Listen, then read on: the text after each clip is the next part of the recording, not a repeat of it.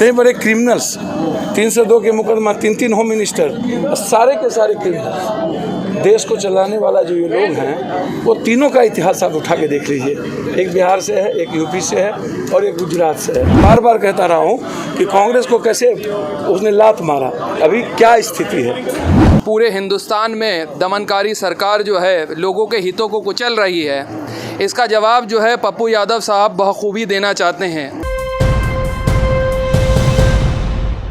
नमस्कार, आप देख रहे हैं न्यूज़ MX, मैं आपके साथ राशिद। इस वक्त जो है इंदिरा गांधी इंटरनेशनल एयरपोर्ट पे हम खड़े हैं और इधर आपको दिखा दें पप्पू यादव के समर्थक जो है यहाँ एयरपोर्ट पर पहुँच चुके हैं। जिस तरह से पप्पू यादव की 5 महीने के बाद रिहाई हुई है तो वो दिल्ली पहुँचे हैं और कार्यकर्ता में खुशी की लहर है। कार्यकर्ता जो है फूलों के माला लेकर स्वागत करने के लिए तैयार है। क्या कहना चाहेंगे, पप्पू यादव रिहा हो गए, आप लोग यहाँ हुए हैं? जी सर, बहुत खुशी है और उनके वेलकम के लिए हम लोग यहाँ उनके इस्तकबाल के लिए खड़े हैं और जैसे ही आते हैं हम लोग उनके फुल से वेलकम किया जाएगा और उम्मीद करते हैं कि आगे का काम जो कार्य कर रहे थे और अच्छे तरीके से हम गरीबों के मसीहा बन करके रहें।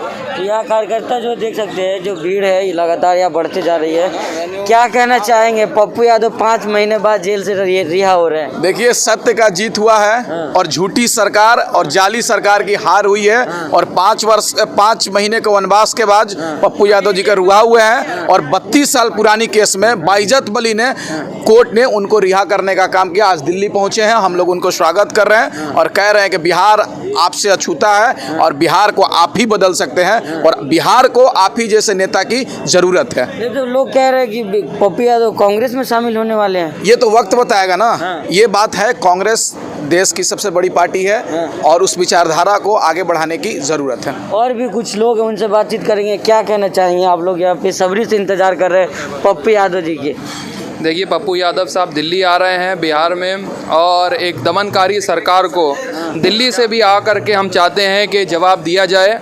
जिस तरीके से पूरे हिंदुस्तान में दमनकारी सरकार जो है लोगों के हितों को कुचल रही है, इसका जवाब जो है पप्पू यादव साहब बखूबी देना चाहते हैं। और जिस तरीके से कोरोना काल में बाढ़ में पप्पू यादव साहब ने बिहार में काम करा है, वो हमने देखा जिस तरीके से उनके साथ जुल्म और ज़्यादती करी गई कोरोना काल में, जिस तरीके से उन्होंने एक MP को एक्सपोज करा, तो वो बड़ा निंदनीय था। उसके बाद पप्पू यादव साहब यहाँ आ रहे हैं, हम सब उनका खैर मकदम करने के लिए यहाँ पे खड़े हुए हैं। तमाम कार्यकर्ता जो है यहाँ पे खड़े हुए हैं, आपको दिखा दें। और भी कुछ लोगों से हम बातचीत करने की कोशिश करेंगे। जी, क्या कहना चाहेंगे, 5 महीने बाद आपके नेता रिहा हो रहे हैं, फूल माला भी लेकर तैयार हैं आप लोग? बिल्कुल जी, हमें तो बहुत खुशी है। हमारे नेता बाइज्जत बरी हुए हैं, जिनके ऊपर कोई झूठे मुकदमे लगा दिए।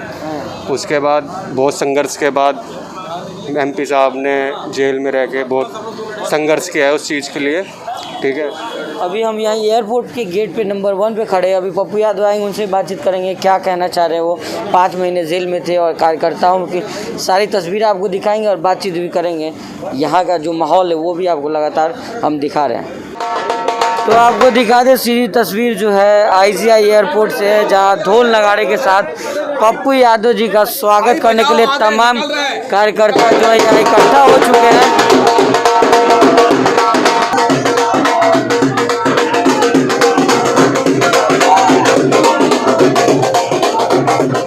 तो सीधी तस्वीर हम आपको इंदिरा गांधी इंटरनेशनल एयरपोर्ट से दिखा रहे हैं। यहाँ पे पप्पू यादव जी अभी निकले, उनसे बातचीत करने की कोशिश करेंगे।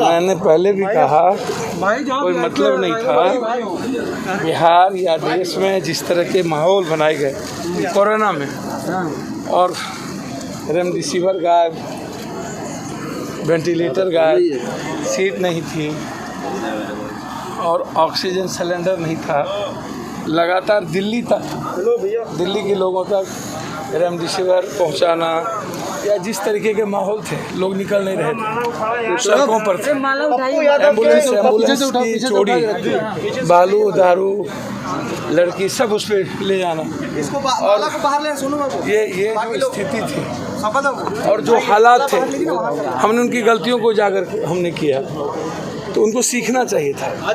कोई मतलब इसका ये केस था ही नहीं। 30 साल पहले भी एक साजिश रची गई थी, फिर बाद में एक साजिश रची जिसमें हम रिहा हो। कंप्लीट कोर्ट ने कहा पप्पू यादव इसमें है ही नहीं, तो 5 महीना बाहर में भी पप्पू यादव को नहीं निकलने दो और लगातार बेल को हाई कोर्ट में भी टालते रहना, तो बड़ी बुरी परिस्थितियों से जूझना पड़ा। मुझे लगता है कि जो परिस्थिति बिहार की अभी भी है और देश की जो अस्पताल दुनिया के सबसे सुन पे है और एजुकेशन, और एक भी कोरोना वाले पेशेंट को 4 लाख रुपया अभी तक नहीं मिला, कई बार घोषणा के बावजूद किसी को नहीं मिला। इस पे लड़ने की ज़रूरत है, काम करने की ज़रूरत है। दूसरी तरफ बाढ़ में जिस तरीके की स्थिति है वो सबसे बड़ी बुरी स्थिति थी, उसको उजागर नहीं होने दिया। तो मेंटल टॉर्चर, फिजिकल टॉर्चर, परिवार का टॉर्चर, उससे भी दूर, और फिर समाज से काम करने को रोका जाना, तो उस पर हमने इंक्वायरी की मांग किया है कि इसमें गिरफ्तारी का क्या उचित था। जिस दिन हम निकले आपने देखा होगा कि इतना बड़ा घटना था उत्तर प्रदेश का, जिसमें होम मिनिस्टर खुद कहता है कि हमको पहचान लो, होम मिनिस्टर पहले हैं बाद में हैं, हमारी हैसियत हम क्या हैं जानते हो ना, हम ठीक कर देंगे। उसके बाद आप कहता है जाइए क्या लखीमपुर? जी बिल्कुल जाएंगे। मैंने तो कह दिया 2-2 लाख रुपया कल ही घोषणा कर दी, और मैं एकदम जाएंगे ही नहीं, पूरी पार्टी बिहार में लड़ेगी। ऐसे अब इतने बड़े क्रिमिनल्स, 302 के मुकदमा, 3 होम मिनिस्टर, सारे के सारे क्रिमिनल, देश को चलाने वाला जो ये लोग हैं, वो तीनों का इतिहास आप उठा के देख लीजिए। एक बिहार से है, एक यूपी से है और एक गुजरात से है। बिहार के अंदर रेप, बलात्कार और मर्डर सर स्थिति कल मैं गया था, कल हम वहाँ गए थे। मैं मानता हूँ कि सुप्रिया की घटना जो है, सर्जन कंप्लीट रेप दिखाता ही नहीं है, केस भी इंडोर्स नहीं होता है। कल छेड़खानी हुई, उसके लिए हम सीएम के यहाँ फ़ोन किए। हाजीपुर छपरा में मोलेस्टिंग हुआ, जिसको लंबे समय तक दिखाया गया कि किस तरह लड़के मोलेस्टिंग कर रहे थे। स्थिति सही नहीं है, सत्ता पक्ष और विपक्ष दोनों की स्थिति इतनी बुरी है। बीजेपी की बी टीम कंप्लीट मिली हुई, आपने देखा कि किस तरीके से, मैं बार बार कहता रहा हूँ कि कांग्रेस को कैसे उसने लात मारा, अभी क्या स्थिति है। और वो लगातार आप गायब रहना, भारत बंद में गायब रहना, महंगाइयों से जब हम लोग कर रहे थे तब गायब रहना, आंदोलन जब होगा तब आप गायब हो जाओगे, कोरोना होगा गायब हो जाओगे, अगले कोरोना में गायब हो जाओगे।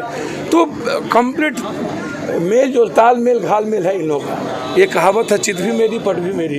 तो विपक्ष भी तो एकदम बिल्कुल जन अधिकार पार्टी एक विपक्ष के रूप में है, और मजबूती के साथ सेवा जो है हमारा संघर्ष, वो कंप्लीट, वो हमारे लिए मानवता जो है वो राजनीति का हिस्सा है, उसमें कोई कंप्रोमाइज़ नहीं होगा। प्रयास लगाया जा रहा है कांग्रेस में, अब देखिए